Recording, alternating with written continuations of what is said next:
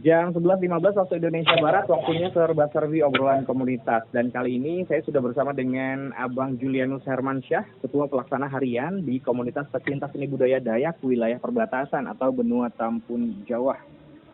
Benua Tampun Juah, ya, antun jadinya. Dari Kabupaten Sanggau, Kalimantan Barat. Selamat siang, Abang Herman. Ya, selamat siang, Bung Arif. Salam budaya. Ya, salam budaya juga. Mohon koreksi nih, Ketua Pelaksana Harian di Komunitas Pecinta Seni Budaya Dayak Wilayah Perbatasan atau Benua Tampun Juah, betul ya? Ya. Herman, gimana kabarnya, sehat? Sehat, syukur pada hari ini sehat semua kita di Kalimantan Barat. Oke, Kabupaten Sanggau gimana cuacanya nih? Cuaca di sini ada mendung, rada-rada mendung. Mendung ya, tapi ya. Mudah-mudahan semuanya tetap sehat, selamat ya. Ya, amin. Herman, ya. Ini sebagai Ketua Pelaksana Harian di Komunitas Pecinta Seni Budaya Dayak Wilayah Perbatasan. Yang saya mau highlight nih, yang mau saya garis besar ini adalah Dayak Wilayah Perbatasan. Yang membedakan dengan kelompok atau komunitas Dayak lainnya itu apa sih, Bang? Sebelumnya untuk memperkenalkan diri kepada pemirsa pendengar dimanapun berada pada saat ini, Komunitas Pencinta Seni Budaya Dayak Wilayah Perbatasan yang disebut Benua Tampun Juah ya. Benua Tampun Juah itu adalah pada masanya zaman dahulu itu benua itu disebut dalam bahasa orang Dayak itu suatu tempat. Kemudian Tampun Juah itu adalah mitos sejarah yang pernah ada pada zaman dahulu, dikenal hingga saat ini. Kemudian Tampun Juah itu identik dengan masyarakat adat Dayak Iban wilayah perbatasan di Kalimantan Barat, kemudian penyebaran luas hingga Sarawak, Malaysia, hingga Brunei Darussalam. Itu penyebaran dari Tampun Juah, begitu. Oke, Mas. Ya, Tampun Juah artinya meskipun kita sudah berbeda negara, ya. Gitu, kalau tadi sebut ada di Brunei, ada di Malaysia, selama mereka berdarah Tampun Juah itu adalah bagian dari keluarga Dayak Tampun Juah, begitu ya? Bagian keturunan, karena dulu kisah dalam mitos sejarah orang-orang tua zaman dahulu itu Tampun Juah adalah titik balik peradaban pada saat kehidupan masyarakat Dayak di Kalimantan Barat ini, khususnya sejarah Dayak Iban, Dayak sebelum penyebaran pembagian wilayah atau kita mengetahui ada negara Indonesia dan Malaysia dan Sarawak dan yang lainnya, atau pembagian wilayah seperti Kalimantan Barat, Kalimantan Tengah dan lainnya, itu kan masih satu hamparan, satu pulau, satu daratan. Itu sejarahnya titik awalnya ada di Kabupaten Sanggau di Tampun Juah. Oke, berarti justru suku ini tentu sudah jauh sudah jauh eksis, bahkan mungkin sebelum negara ini lahir, begitu ya, Bang ya? Iya, begitu. Karena kalau bercerita sejarah Tampun Juah ini kita menceritakan 2000 tahun yang silam. Ini sejarah mitos orang-orang tua pada zaman dulu, begitu. Nah, yang kita tahu juga kan beberapa suku Dayak yang ada di Kalimantan itu kan leluhurnya kan konon dari Tiongkok ya. Nah, kalau dari kita bicara sedikit ke sejarah ya. Iya. Dayak di Tampun Juah sendiri ini apakah punya latar cerita yang sama leluhurnya? Kalau menurut Tampun Juah, dia memiliki perbedaan tersendiri dari sejarah yang para penulis-penulis sejarah yang kita ketahui dari beberapa sumber. Karena Tampun Juah ini dia memiliki satu kisah keturunan yang diceritakan dari nenek moyang turun menurun. Itu yang disebut kalau dari bangsa Dayak Iban itu buah kana atau buah kerinduan atau buah kenang. Itu diceritakan turun menurun, yang menceritakan asal mula masyarakat adat Dayak itu berasal memang dari Tampun Juah. Ini hanya khusus untuk berbicara di ruang lingkup masyarakat Dayak Iban. Jadi bukan karena kita di Kalimantan Barat memiliki subsuku Dayak yang begitu banyak. Ada Dayak Kanayan, Dayak Bidayuh dan lain sebagainya. Yang kita bicarakan dari Tampun Juah adalah subsuku induknya Dayak Iban itu berasal dari Tampun Juah. Kemudian ada sejarah perpecahan pada sejarahnya sehingga ada penyebaran ke wilayah kita di Kalimantan Barat, kemudian wilayah di Sarawak hingga Brunei Darussalam, begitu juga hingga Sabah. Itu menurut sejarah dan cerita, begitu, Mas. Oke. Wah, menarik nih. Tapi kalau secara struktural begini, mohon dikoreksi kalau saya salah. Oke, siap. Yang paling induknya itu adalah Tampun Juah. Di Iya. bawahnya kemudian ada beberapa subsuku, salah satunya Dayak Iban. Mm-mm. Di bawah Dayak Iban yang saya tahu juga ada suku Dayak Mualang, betul ya? Ya, itu sebenarnya dia satu rumpun dengan Dayak rumpun Ibanik. Istilahnya satu bahasa walaupun agak perbedaan sedikit tapi ada persamaan. Oke. Jadi itu dalam pecahan subsukunya dari Ibanik, subsuku Ibanik pecahannya seperti Mualang, kemudian Iban Sebaru, kemudian Iban yang ada di Ketungau, nama-nama sungai itu karena memang begitu sejarah orang tua dulu itu kalau udah mereka pergi berpindah tempat, bercocok tanam, berpindah rumah, mereka itu mengikut alur sungai. Maka terkenallah di Kalimantan Barat ini dikenal dengan 1000 sungai. Begitu. Wah, ini menarik sekali kalau kita bicara mengenai sejarah. Ya. Saya juga pengen tahu lebih banyak mengenai saudara-saudara kita ya di Tampun Juah ini ya. Ya. Kan di Kalimantan sendiri kan tadi juga kita sempat sebutkan ada banyak sekali jenis-jenis banyak sekali kelompok-kelompok masyarakat Dayak ya. Tadi sempat disebutkan.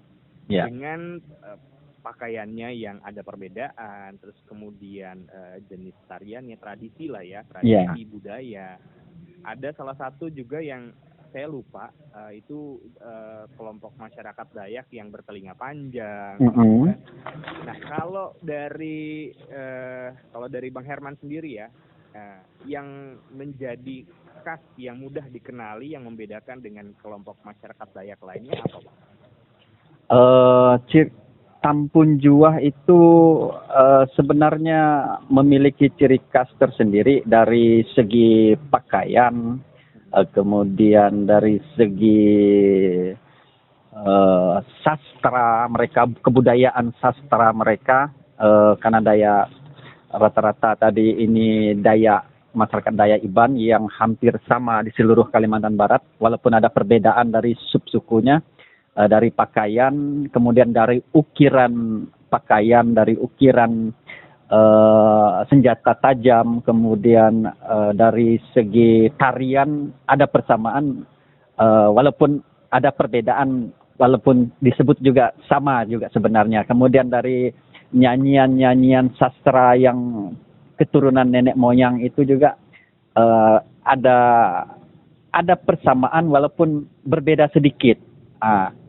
Jadi ada ciri-ciri khas tertentu seperti yang sebut tarian itu ngajat, seperti ngajat lesung dan sebagainya. Walaupun ada sebutan sama tapi ada perbedaan seperti gerak dan langkahnya, dan kemudian tabuh bunyi musiknya, tradisinya juga ada persamaan di rata-rata di subsuku Ibanik di Tampun Juah. Namun ada juga perbedaan karena sudah berbeda tempat begitu, Mas. Oke. Nah, saya mau bergeser sedikit ya mengenai kegiatan budaya yang dilaksanakan sama teman-teman di Tampun Juah ini. Yeah. Di 2019 dari catatan saya ini kan juga sempat dibuat semacam event budaya yang bahkan mengundang saudara-saudara Tampun Juah dari Brunei, dari Malaysia gitu ya, Ya. untuk berkumpul lah, silaturahmi gitu kan, Ya. katakanlah begitu ya. Nah, ada semacam kerinduan nggak sih di tengah situasi pandemi seperti sekarang ini kan, aktivitas juga terbatas, kegiatan yang bersifat publik juga Ya. ada semacam kerinduan nggak untuk bisa ngumpul lagi gitu?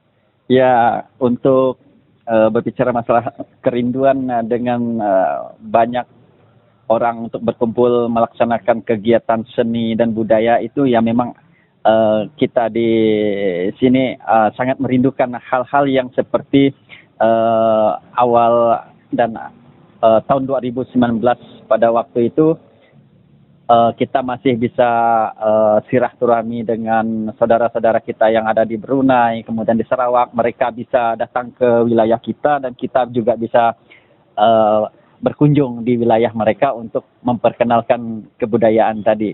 Setelah COVID, jangankan untuk bersilaturahmi dengan bersama saudara kita yang ada di luar negeri sana, untuk kita sesama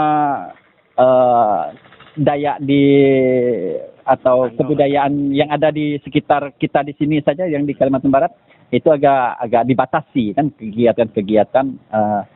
Namun walaupun demikian dari perkumpulan kami komunitas Tampun Juah ya masih mampu untuk melaksanakan kegiatan dalam bimbingan seni dan budaya untuk mengembangkan lah istilahnya mengembangkan atau mempromosikan kegiatan budaya. Ya demikian Bang. Oke. Nah, ketika dalam pertemuan itu, dalam sebuah event pertemuan besar, ada dari 3 negara ya, Brunei, kemudian Malaysia dan juga Indonesia. Dalam sebuah forum, komunikasinya, diskusinya apakah menggunakan bahasa daerahnya? Kalau saya boleh tahu nih, bahasa daerah yang digunakan dalam masyarakat Tampun Juah, atau bagaimana cara berkomunikasi, atau misalnya dengan bahasa Melayu kah, atau bahasa Inggris kah? Kita karena mayoritas mereka yang biasa bersama kita di Tampun Juah itu menggunakan bahasa daerah, bahasa Iban, karena bahasa induknya adalah bahasa Iban itu. Walaupun Iban di sini agak berbeda sedikit dengan Iban di wilayah Sarawak, namun ada persamaan dan kita mengerti dan kita paham. Kadang kita berkomunikasi juga menggunakan bahasa daerah, bahasa Iban. Kadang juga kita membawakan bahasa Indonesia, mereka juga mengerti dan paham. Ya, seperti itu. Mereka juga sudah paham bahasa kita, walaupun ada agak canggung sedikit, tapi mereka mengerti. Oke, nah ini yang menarik karena kan meskipun satu suku ya sama dari Tampun Juah, tapi kan kayak sebagai contoh lah misalnya di tanah Jawa ya, orang Jawa Timur dengan Jawa Tengah atau Jogja atau Solo, meskipun sama-sama sukunya Jawa, tapi kan bahasa Jawanya itu beda tuh, gitu kan. Nah, apakah itu juga berarti ini terjawab sih tadi? Berarti meskipun satu suku sama-sama Iban gitu ya, atau Tampun Juah juga, tapi memang ada sedikit perbedaan bahasa, tapi sama-sama dimengerti meskipun berbeda makna setiap daerah gitu ya. Tapi ya yang maksud yang dituju itu dipahami oleh semuanya. Menarik nih. Terkadang yang membuat beda itu dari logat dan intonasi penyebutan seperti itu juga. Jadi dari logat setiap kampung A dan B itu ada perbedaan logat, ada yang kasar, ada yang halus, mungkin ya hampir sama lah seperti itu.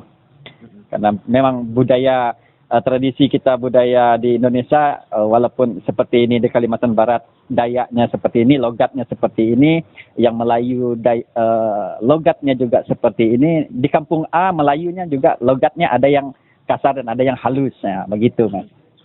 Betul. Nah, kalau kita bicara Dayak itu kan berarti yang ada di top of mind saya, Dayak, Kalimantan, itu juga terkenal dengan hal-hal yang sifatnya spiritual atau mistis gitu ya. Hal-hal semacam ini juga sering nggak sih mungkin ditanyakan oleh masyarakat di luar Kalimantan, seperti orang saya nih ya, bukan orang Kalimantan.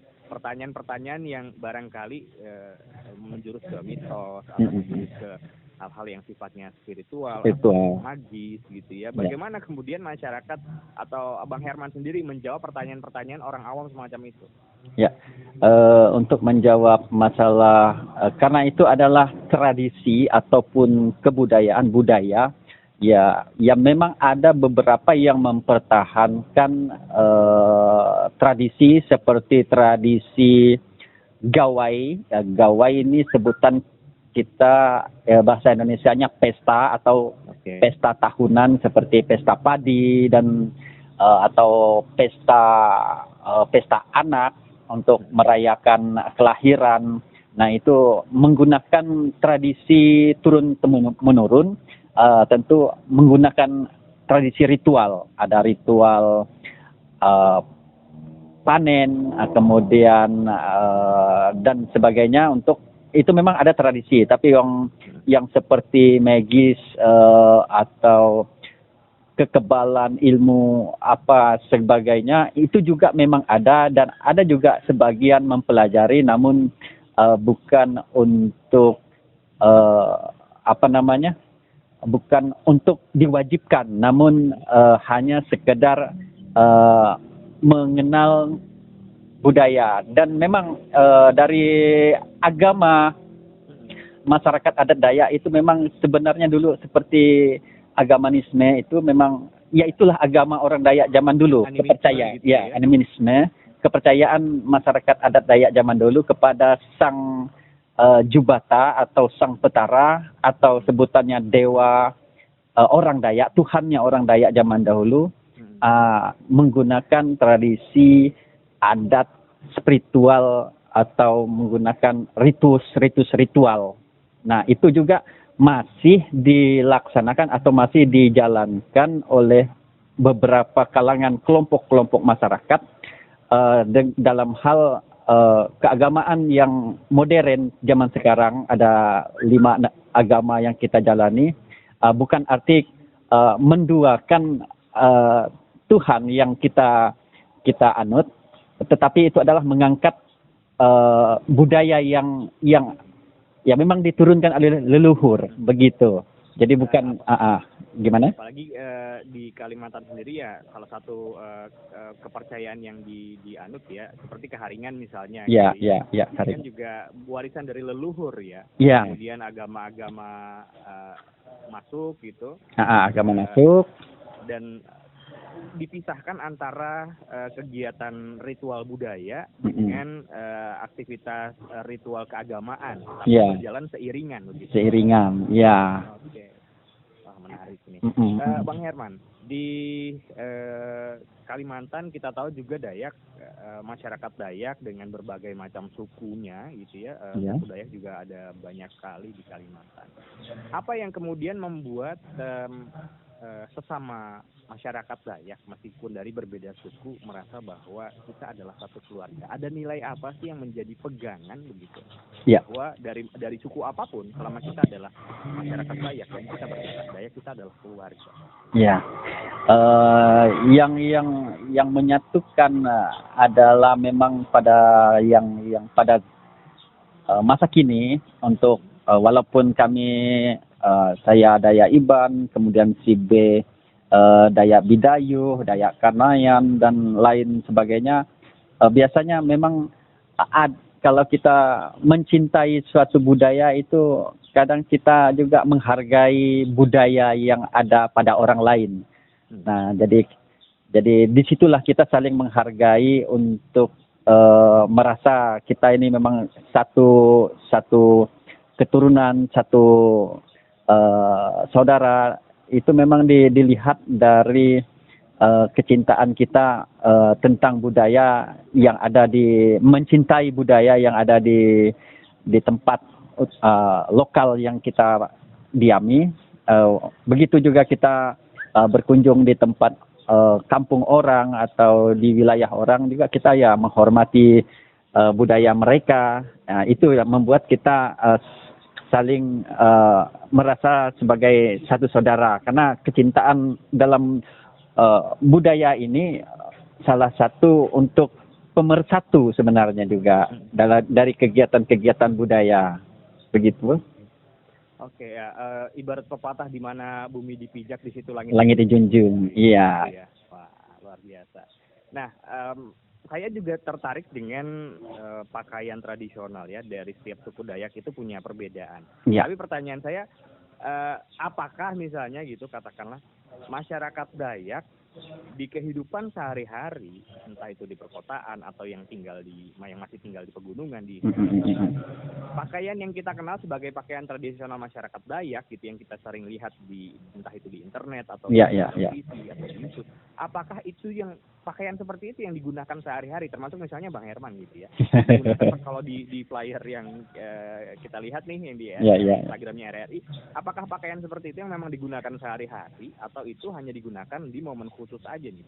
Ya, itu untuk masa kini ya, kita hanya untuk pada saat momen khusus atau ada kegiatan seperti perayaan pesta tadi yang disebut gawai, itu kita memang wajib menggunakan pakaian adat karena menurut mitosnya juga tradisi atau penyambutan tamu itu sebagai salah satu penghormatan kepada seorang tamu yang datang, itu kita harus mengenakan baju adat kebesaran kita, tradisi kita menyambut seorang tamu yang datang ke wilayah kita harus wajib menggunakan tamu, kemudian disambut dengan tarian. Nah, itu adalah tradisi masyarakat adat Dayak di sini. Kemudian untuk seni motif, seni baju-baju tradisi itu memang bermacam ragam karena setiap subsuku berbeda tradisi, beda baju, kemudian beda motif yang dikenakan. Yang jelas adalah kegiatan yang menggunakan pakaian adat adalah digunakan pada saat ada acara adat. Nah, itu intinya pada saat ini. Mungkin kalau yang kita dengar berbicara masalah yang menggunakan masyarakat adat Dayak di pedalaman masih menggunakan cawat, mungkin itu di tahun 70-an yang lalu lah, mungkin masih ada itu. Oke, tapi sekarang yang tinggal di gunung atau di dalam hutan sekalipun sudah menggunakan pakaian biasa ya, seperti kita sekarang saat ini. Oke, ini juga tambah wawasan juga buat sahabat budaya yang penasaran apa iya pakaian itu digunakan dalam aktivitas sehari-hari, ternyata tidak. Kita juga sudah menyesuaikan zaman. Tapi pakaian tradisional itu tetap dipakai di acara-acara khusus. Menyambut tamu penting. Iya. Oke, Bang Herman, ada pesan yang ingin disampaikan dari komunitas Tampun Juah ini kepada sahabat budaya di seluruh Nusantara atau dimanapun berada yang sedang mendengarkan siaran kita pada siang hari ini, ada pesan budaya yang ingin disampaikan, silakan. Baik, untuk para pendengar, pemirsa, sahabat budaya dimanapun berada, kami menghimbau kepada kita untuk saling mencintai budaya yang kita miliki, kita saling mencintai budaya yang orang miliki, karena budaya itu kita ada di mana-mana pun, karena budaya kita bisa mengenal banyak saudara. Mungkin itu untuk dari segi pelestarian kita tetap mencintai budaya. Begitu, Mas. Baik. Abang Julianus Hermansyah, Ketua Pelaksana dari Komunitas Pecinta Seni Budaya Dayak Wilayah Perbatasan atau Benua Tampun Juah, Kabupaten Sanggau, Kalimantan Barat. Terima kasih atas waktunya Bang Herman. Oke, terima kasih juga. Kita di Pro 4. Senang banget hari ini menambah banyak wawasan dan juga membuka pikiran dan membuka cakrawala kita ya terhadap budaya Dayak. Hari ini kita dapat informasi lagi, kita nambah lagi wawasan kita dari saudara-saudara kita Dayak di Tampun Juah ya. Salam untuk keluarga, salam untuk saudara-saudara di Sanggau. Semoga sehat selalu. Barangkali suatu saat nanti punya kesempatan untuk berkunjung ke Jakarta. Kita jumpa nanti di Kalimantan, kita lebih banyak lagi, Bang Herman. Sehat selalu, salam budaya. Salam budaya.